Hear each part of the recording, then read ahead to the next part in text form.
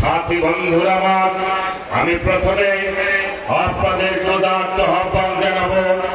এই 17 বছরে 15.5 বছরে আওয়ামী লীগের নির্যাতনের কারণে, অত্যাচারের কারণে, ভয় ভীতির কারণে আমাদের অনেক নেতা কর্মী, অনেক ভোটার সমর্থক, আপনারা অনেকে ঘর ছাড়া ছিলেন, বাড়ি ছাড়া ছিলেন, অনেকে ভয়ের কারণের জন্য তাদের মিটিংয়ে উপস্থিত হয়েছে।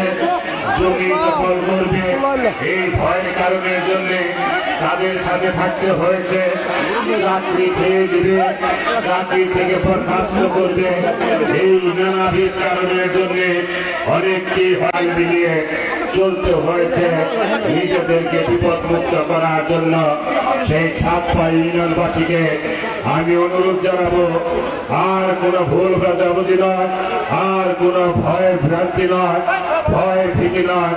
আসুন, বিগত দিনে আমাদের যে ভুলগুলো হয়েছে সেই ভুলগুলোকে সংশোধনের মধ্য দিয়ে বিগত দিনে এই সাতপাই ইউনিয়ন জাতীয়তাবাদী দল ধানের শীষ যেভাবে ছিল, আমরা আজকের এই মিটিং থেকে আপনাদের উদাত্ত আহ্বান জানাবো।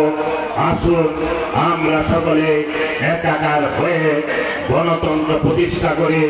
বেগম খালেদা জিয়ার নেতৃত্বে, জনাব তারেক রহমানের নেতৃত্বে আমরা দুর্নীতিমুক্ত, সন্ত্রাস মুক্ত একটি সুন্দর বাংলাদেশ গড়ে তুলি।